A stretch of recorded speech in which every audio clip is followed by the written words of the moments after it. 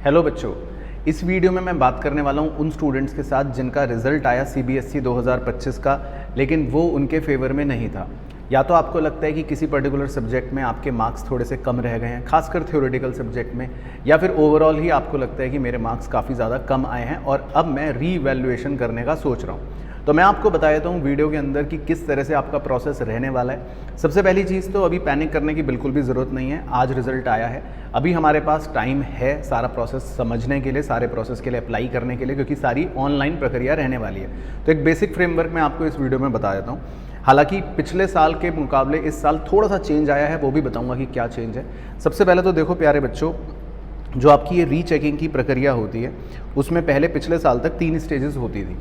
पहले हम एक ऊपर से नज़र मारते थे जिसको बोलते थे वेरिफिकेशन, फिर उसके बाद हम अपनी फ़ोटोकॉपीज़ मंगवाते थे आंसर शीट की, और फिर उन फोटोकॉपीज़ को एनालाइज करके अगर हमें लगता था कि किसी पर्टिकुलर आंसर में नंबर कम मिले हैं तो रीवैल्यूएशन के लिए डालते थे। तो 3 स्टेप का प्रोसेस था। लेकिन इस बार से वो प्रोसेस चेंज कर दिया है सीबीएसई ने अपने रीसेंट सर्कुलर के अंदर।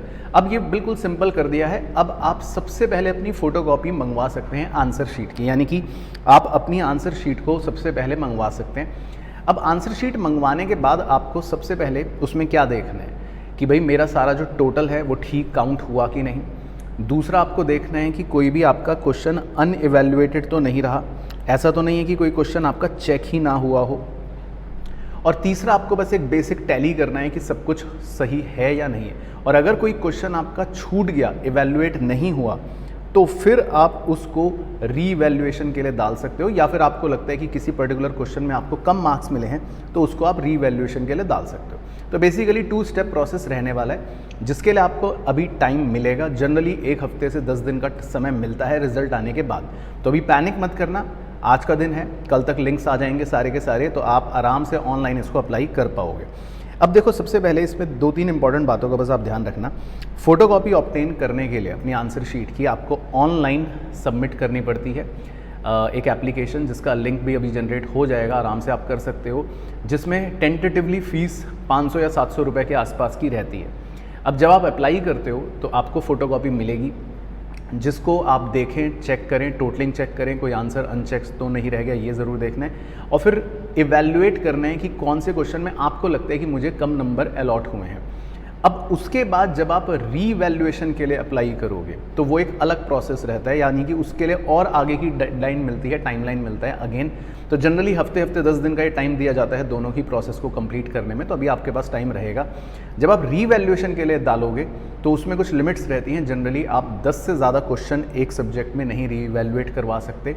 दूसरा, 100 रुपये के आसपास इसकी फ़ीस रहती है रीवैल्यूएशन की पर क्वेश्चन। एंड थर्डली, आपको ध्यान रखना है कि ये थ्योरेटिकल सब्जेक्ट में ही रीवैल्यूएशन आपका पॉसिबल हो पाता है। तो ये कॉल लेना बहुत ज़्यादा इंपॉर्टेंट है कि आपको रीवैल्यूएट करना है या नहीं। तो मैं आपको बस ये सजेस्ट करना चाहूँगा कि आपके जो भी टीचर हैं, स्कूल टीचर्स खासकर, उनको ज़रूर, अगर आप फ़ोटोकॉपी मंगवा रहे हो तो पहले उनसे चेक करवाओ, देखो कि क्या रीवैल्यूएशन में जाने का कुछ फ़ायदा है या नहीं। और जब बहुत ज़्यादा अपेरेंट लगे, टीचर खुद बोले कि येस यहाँ पर तो मार्क्स बढ़ सकते थे।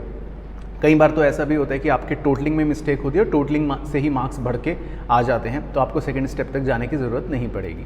तो फिर आप रीवैल्यूएशन पर जा सकते हो। तो अभी फ़िलहाल बस मैं आपको यही बोलना चाहता हूँ कि अभी बहुत ज़्यादा पैनिक करने की सिचुएशन नहीं है।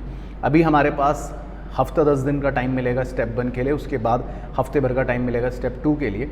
तो जस्ट अभी आप रुको, देखो बस। हाँ, बहुत ज़्यादा घबराओ भी मत। अगर किसी पर्टिकुलर सब्जेक्ट में आपके बहुत ज़्यादा नंबर कम है तो हो सकता है, चांसेस हैं कि डेफिनेटली कोई मिस्टेक हुई होगी। लेकिन अगर आपके ओवरऑल थोड़े से मार्क्स कम है तो ज़रूरी नहीं है कि आपको रीवैल्यूएशन में कुछ फ़ायदा मिले। मुझे लगता है कि वहाँ पर हो सकता है कि आपके मार्क्स जो कटे हों वो किसी लैंग्वेज की वजह से कटे हों, या हो सकता है आपकी कोई और पर्टिकुलर कोई मिस्टेक की वजह से कटे हों। लेकिन फिर भी अगर मन में डाउट है तो आप फ़ोटोकॉपी ज़रूर मंगवाओ, सो दैट ये श्योर हो जाए कि मेरा कोई आंसर अनचेक्ड तो नहीं रह गया, या फिर टोटलिंग जो है वो बिल्कुल परफेक्ट है कि नहीं। तो ज़्यादा कोई इसमें फ़ीस भी नहीं लगने वाली।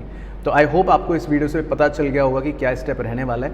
मैं नेक्स्ट वीडियो भी इसकी लेकर आऊँगा डेफिनेटली, जिसमें आपको और लिंक जनरेट होने के बाद बताऊँगा कि किस तरह से आपको प्रोसेस आगे बढ़ाना है और क्या क्या इसकी फ़ीस, डेडलाइंस, बाकी सब रहने वाली। बट एज ऑफ नाउ अभी पैनिक नहीं करना है। अभी आपके पास टाइम है हफ्ते से 10 दिन का, तो जस्ट रिलैक्स। बाकी मेंटल फ्रेमवर्क ये बनाकर रखो कि जैसे ही लिंक ओपन होगा तो आपको इस तरह से अपने वेरिफिकेशन और फिर रीवैल्यूएशन 2 स्टेप का प्रोसेस करना रहेगा। मिलता हूँ नेक्स्ट वीडियो में।